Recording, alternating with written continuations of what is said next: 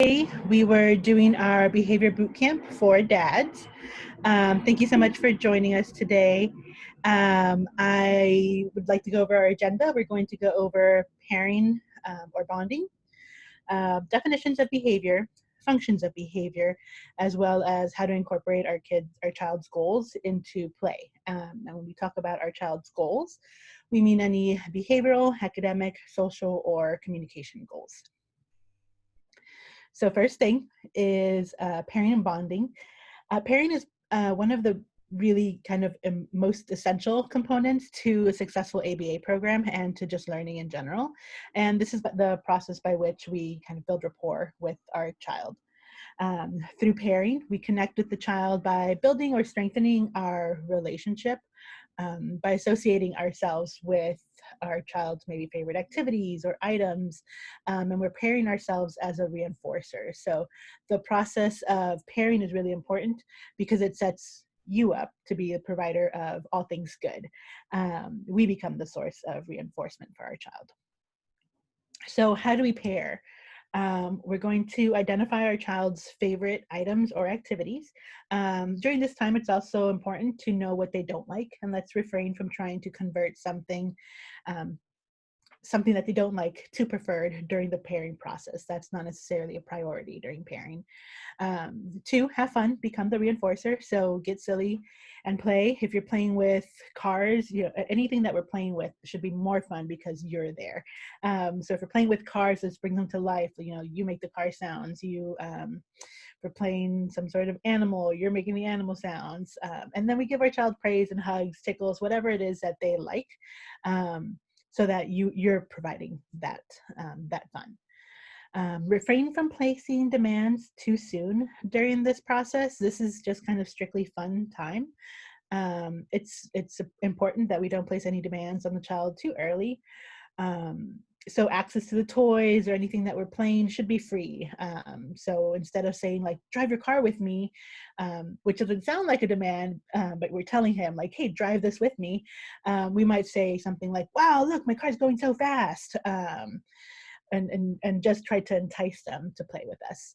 And then slowly we're going to introduce simple demands. So as we're kind of playing and we have had some success with demand-free play, and the child is actively engaged, then we can start introducing simple known demands. So for example, if your child is verbal and they want the ball and it's in your hand, then maybe we can try having them say like open or ball before we give them access to it. But again, that process should be after we've had some demand-free play. Okay, so behavior. So what is behavior first? Behavior is anything that we do. It's anything that can be observed by another person. So anything that we do can be considered behavior. This could be anything from drinking your morning coffee, riding a bike, having a social exchange with somebody by talking, greetings. Anything that can be observed is considered behavior. And one of the things that ABA does is we do a very thorough job of defining the problem behavior. So this is because the only way that we can determine how to appropriately deal with the problem behavior is by knowing why that behavior is happening. So we need to define it. We define and describe the behavior, and we use objective and observable terms so that the people providing the ABA program know what a tantrum looks like, as well as parents know what a tantrum looks like. If we're coordinating care with schools, the school knows what the tantrums look like. So once we have that, we want to figure out why the behavior is happening. And this is what we refer to as the function. Okay, so how is behavior learned? We learn based on the consequences of the behavior. So when a consequence increases the future probability of that behavior happening, we consider that reinforcement. So if my child says hi and I give it a lot of praise, and then in the future he tends to say hi more, then that praise is a positive consequence and has increased the future probability of them saying hi. When a consequence decreases the future probability of the behavior, we consider that a punishment. So behavior is learned by its consequences. Okay, so we do have a couple examples here. So let's say a kitten quickly learned that if, oh wait, oops, sorry. So let's say my spouse and I got a new kitten. It's very adorable, but it doesn't know the difference between our fancy sofa and a scratching post. So say my spouse decides that every time the kitten tries to scratch the sofa, she's going to take him outside to teach him a lesson. He can't be in the house if he's scratching the sofa. The kitten then quickly learned that if he wants to go outside, all he has to do is scratch the sofa.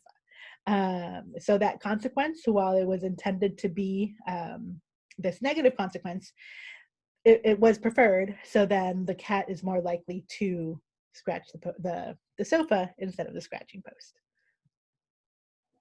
Okay, so let's review that really quickly. How is behavior learned? It is learned through consequences. So what happens immediately after the behavior happens, and it can be punishing or reinforcing. What is reinforcement? It is any consequence that's going to increase the probability of the behavior occurring in the future. Is this an example of reinforcement? Sage says hi, and her parents wildly praise her and clap and cheer. Now Sage no longer says hi. In this case, Sage stopped saying hi. Therefore, the clapping and cheering was not a reinforcer. It was, in fact, more of a punishment. So while some of our kids might love that clapping and cheering, it's not necessarily a reinforcer for anybody. We don't necessarily know if it's a reinforcer until we see its effect on that behavior. Okay. So we do all of this defining of behavior to figure out its function. Every behavior serves a function, and it's determined over time by identifying patterns in what we call the ABCs. The A being the antecedent, what happens right before the behavior, what the behavior itself looks like, and then C, the consequence, what's happening right after the behavior occurs. So we use these ABCs all the time to figure out the function. And the 4 functions of behavior are attention, access to tangibles or a person or an activity, so access to something, escape or avoidance, and sensory. So attention would be to get attention from any other person, and this can be a parent, teacher, and this can be both positive as well as negative attention. So it might be, we get mom's attention when she's on the phone. However, it's maybe a reprimand. Access, again, is access to any physical thing or any activity such as toys, games, or food. Escape and avoidance would be to get away from something or someone that is not pleasant. So this might be more of a work demand, some homework. And then sensory is to alter our sensory or internal stimuli, so the way we feel inside. So any of these consequences can be reinforcing. That is, attention might increase the future likelihood of behavior, access might increase the likelihood of behavior, escape or avoidance, and sensory might reinforce behavior. Okay, so our first behavior function, attention. Let's say Jeff screams when he sees that his teacher says, Jeff, don't do that. In the future, Jeff screams whenever he sees his teacher. So here, he's screaming to get the teacher's attention. So even though the teacher is screaming, Jeff, don't do that, it serves as a reinforcer. He's still getting her attention in this instance, and that attention is reinforcing for Jeff. So common antecedents to attention are maybe new people or activities are present in the environment. And our common consequences are that attention is provided to the child. They're told to stop, or the child is ignored, or the child's behavior is ignored. Our second function of behavior is access. So say Jamie sees the ice cream truck is coming and asks Dad for ice cream. Dad says no, and then Jamie begins to throw a tantrum. Dad kind of gives in, buys the ice cream so that she will calm down. In the future, Jamie will throw a tantrum when she wants the ice cream. So if the reinforcement is provided following the behavior in the form of, so if reinforcement is provided following a behavior in the form of a desired item, such as, food, toy, extra treats, then the child learns that exhibiting that behavior to gain access to those tangible things in the future. So access, the common antecedents are, say the child is hungry, or that a preferred item or activity is present and available. Common consequences would be that that tangible is provided to the child, or that child's behavior is ignored and the tangible is withheld. So escape, our example for escape is Kevin's dad puts a plate of peas in front of him. Kevin hates peas, so he starts to throw the peas at his sister. Kevin's dad becomes frustrated, takes the plate away from him. In the future, when Kevin doesn't want to eat something, we're going to throw it at our sister. So in this case, if something unwanted is removed following the behavior, then the child learns that exhibiting that behavior allows him to escape that in the future. So common antecedents to escape or avoidance maintained behaviors would be a demand being placed on the child being given some sort of instruction, the child is presented with an activity, a plan, or materials for a task. Common consequences here would be that the non-preferred activity is removed, the child gets out of what they were asked to do, or the child's behavior is ignored and the task is represented. And then our fourth function of behavior is sensory. So our example here is Mark is playing by himself in the backyard.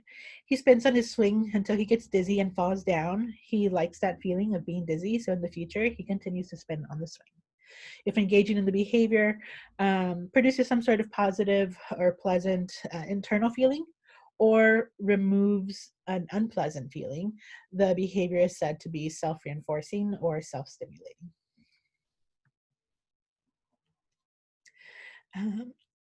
Common antecedents to sensory maintained behavior are, this is typically behavior that's observed when the child's alone, or if the child engages in the behavior across multiple environments. And common consequences here, there are usually no noticeable changes in the environment. So this is behavior that's just kind of done across different settings without really some sort of consequence. So let's get into how do we respond to these behaviors? What do we do? So responding to the problem behavior, let's be sure that we are not reinforcing the behavior. And this is really important because even occasional reinforcement can maintain the problem behavior. Consistency really, really is important. And this is really difficult sometimes because, we might be really good at not paying the child attention when they're throwing their tantrum, but sometimes we're in the presence of somebody where we just need to tell them to stop. But even that one time might show them if I do it long enough, if I do it hard enough, or if I do it in the right setting, I still get that attention. So consistency really is key here. For attention, if the function of behavior is to gain somebody's attention, we do need to ignore the behavior. What we tend to say is really important. We're not ignoring the child. We're still ensuring that the child is safe and not, hurting themselves or anything like that, or hurting somebody else. But we do want to not give the behavior any additional attention. And this requires us to be really, really patient. When the behavior does stop, we're going to prompt the child to appropriately request attention. So, we might have them, if they're verbal, say something like, "Dad, can you look?" But we're not going to give them the attention during this tantrum. If your child is not verbal, we might use an iPad communication system to gain attention, or even just kind of like tapping your shoulder or tapping your leg or something like that to get your attention would be more appropriate than throwing a tantrum.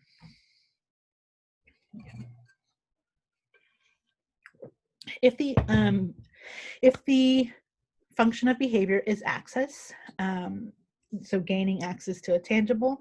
We are not going to provide access to that item when the problem behavior occurs.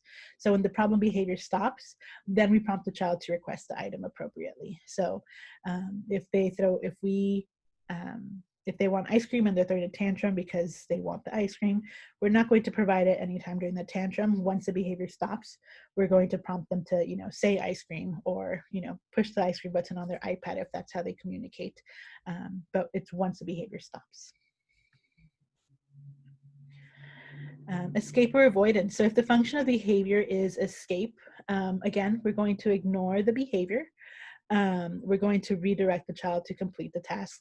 We are going to use, whatever prompt level we need to use to complete the task. So this might be full physical prompting to maybe help them like hand over hand clean up, or it might just require a representation with a visual that might help, or something along those lines.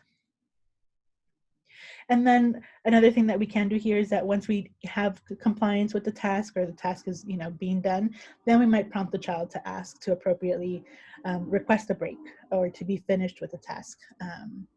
So that's when once we have compliance, then we'll prompt them to say, if you're kind of tired right now, you can ask for a break, or you did one page today, you can ask to be all done with this now. But we do that once we have compliance, not during the problem behavior. And then sensory, if the function of the behavior is sensory in nature, we want to redirect the child. We do want to avoid putting too much attention during the redirection, and we want to provide an equivalent sensory experience. So examples of equivalent sensory experiences can be maybe chewing on a chewy instead of chewing on their hand or their hair or their shirt. Different sensory seeking behaviors are, seeking a different kind of sensory input. So if we bang our head, maybe asking for head squeezes, or something that provides that same kind of sensory input, but is a little bit more appropriate. Okay. And then incorporating skills. And again, like I mentioned, we're going to incorporate both behavior reduction skills, academic skills, as well as communication and kind of self-care skills. And we try to incorporate these within play. So first thing you need to know is get to know their current goals. What are the problem behaviors that are being addressed by the ABA program, or what are the problem behaviors that you need to, that you see are a problem? And then what skills are they working on? Where are the skill deficits? Skills we can look at as far as social skills, communication skills, as well as just daily living skills like dressing themselves, self-feeding, things like that. So let's say one of your child's current goals is asking who's there, asking questions. Sometimes our clients, our children don't ask too many questions. So, and that's kind of how we access information. So this might be one of your child's goals. And initially you want to do it maybe within play. So let's get some of your child's stuffed animals and have them, knock on the door. The child asks, who's there? And then you have this like fuzzy duck come out. And then, close the door, knock again, who's there? And then we're kind of learning to ask questions, and it's part of this play activity that's a little bit more reinforcing. Say one of your child's goals is assigning more if they want more Cheerios. So we can sit with the child at a table and have their preferred snack, say Cheerios, give them a couple pieces, get them, excited to be having a snack. And then the moment they kind of show that they're kind of done, or they kind of indicate they want more, then you kind of have them ask for more using their sign. Or if you have a PEX book, we might have them exchange a Cheerios icon so they get a couple more.